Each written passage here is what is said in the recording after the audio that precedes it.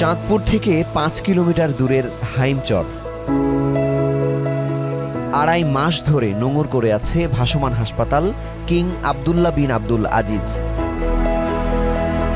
প্রত্যন্ত নদীবেষ্টিত ও উপকূলীয় অঞ্চলের মানুষের সেবায় নিয়োজিত আবদুল্লাহ বিন আজিজ চ্যারিটি ফাউন্ডেশনের পঞ্চম তথা সর্ববৃহৎ জাহাজ এটি।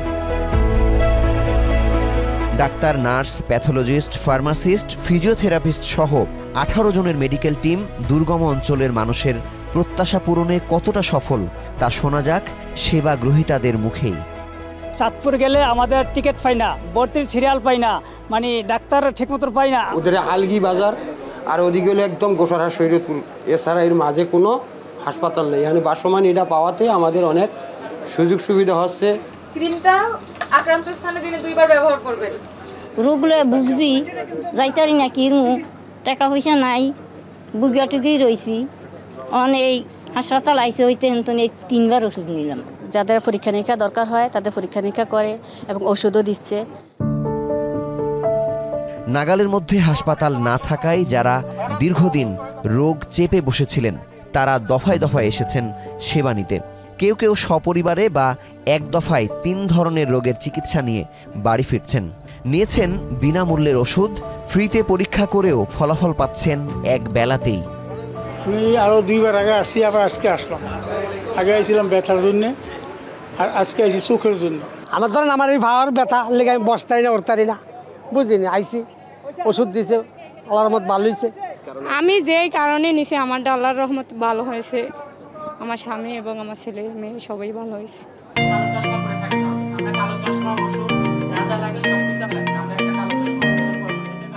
মাতৃ ও শিশু স্বাস্থ্য, মুখ, দাঁত, নাক, কান, গলা, বার্ন, প্লাস্টিক ও রিকনস্ট্রাকটিভ সার্জারির মতো জটিল সমস্যার সমাধান মিলছে এই ভাসমান হাসপাতালে।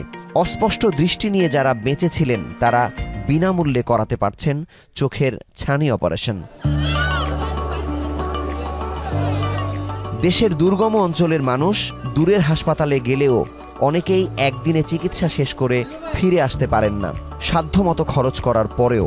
এছাড়া এসব অঞ্চলে চিকিৎসক সহ গুরুত্বপূর্ণ পদ ফাঁকা থাকায় ঢাকা বা পার্শ্ববর্তী বিভাগীয় শহরে যেতে বাধ্য হন রোগীরা।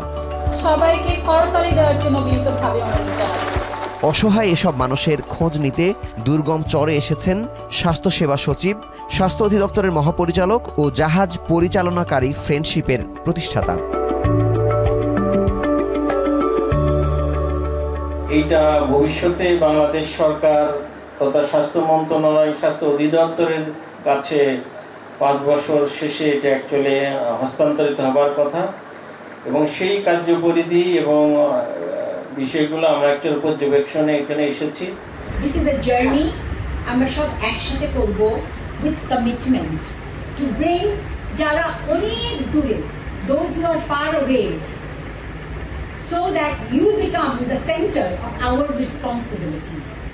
সামাজিক উন্নয়ন সংস্থা ফ্রেন্ডশিপের তত্ত্বাবধানে 5টি ভাসমান জাহাজ ইতিমধ্যেই 3 লক্ষ মানুষের স্বাস্থ্যসেবা নিশ্চিত করেছে, কিন্তু আগামী 5 বছরে তাদের লক্ষ্য 33 লক্ষ রোগীর কাছে পৌঁছানো।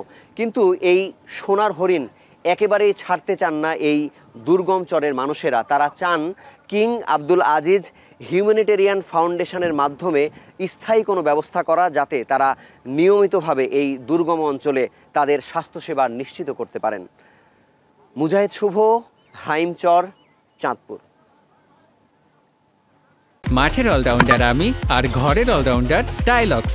টাইলক্স টয়লেট ক্লিনার, ক্লিন মানেই টাইলক্স।